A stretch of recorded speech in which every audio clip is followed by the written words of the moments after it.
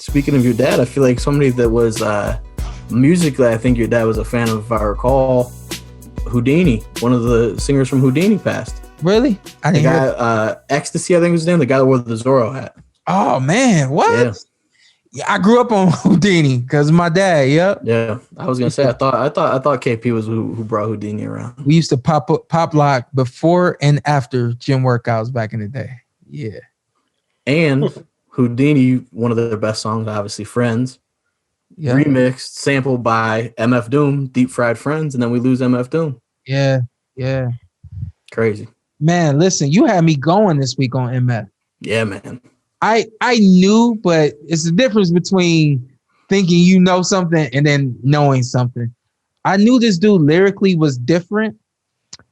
I didn't know he was like as much the kind of style of rap that I like. I didn't know that because, like I said to you the other day, I've never listened to more than two of his songs in a row. And I think if you only listen to one or two songs, a lot of it goes over your head. Or if you only listen to one or two songs, a lot of it goes over your head and you just kind of keep it pushing, which is what I've always done. And through you, like, yo, MF died. I'm like, dang, that's crazy. You like, yo, listen to this one for me. And so, I obliged you, but then I found myself like listening to whole albums and I'm like, yo, Lupe still is my favorite rapper. But if I had caught on to MF Doom back in the 90s or early 2000s, he might be my favorite rapper now to this point. Yeah. Dude was greatest. I think he is the greatest rhymer of all time. Whether people think he's the best rapper, I think rhyme scheme-wise, MF Doom is number one. Yeah, there's a difference. There's even a difference between rhyming, bars, and rapping. And I don't think the list stops there, but I think more people, they either recognize someone who can rhyme and has lyrics, or they recognize somebody who's got bars and that was a nice bar right there. Yeah, that was tight. This dude rhyme was perfection, man. Yeah.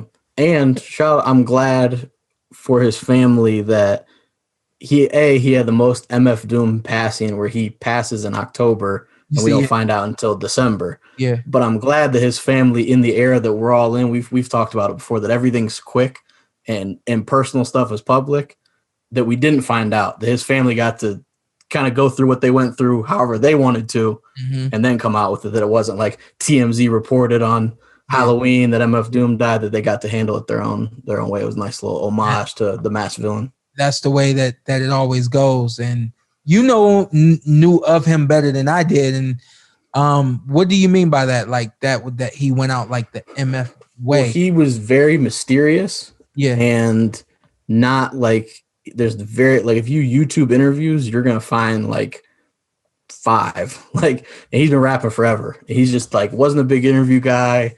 There was a controversy about him not even performing at his shows. He would have Doom imposters because he wears a mask. So he just have somebody go up there in a mask and perform. It wasn't actually MF Doom. So just like the mystique and the mysteriousness of him, and then he's been, passed away 2 months ago, and we just find out about it, which is tough. But it was actually, it was cool to see everyone in music was like tributes from every rap fan was like, yo, MF Doom, which it was a nice little homage to somebody who I think was on the back burner in a lot of Was it? Yeah, for real, on the back burner, 100%. Was there ever a rhyme and reason to why he was so mysterious? No. He was way back when he was in KMD, like when he started, and then his brother passed away and the group had a little issue, and then he kind of faded. I believe he was even homeless for a little while, and then came back as MF Doom, and it was just kind of his thing. It's the mask, and I think he was a character. But you shot me one of the goats.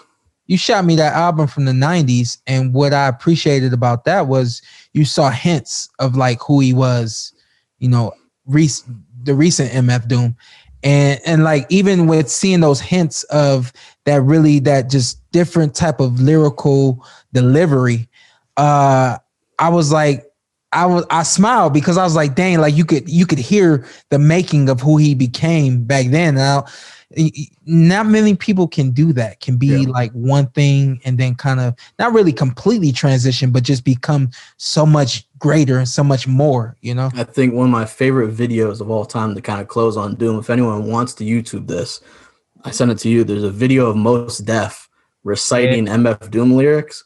And so Mos Def is another guy that's God level in rap.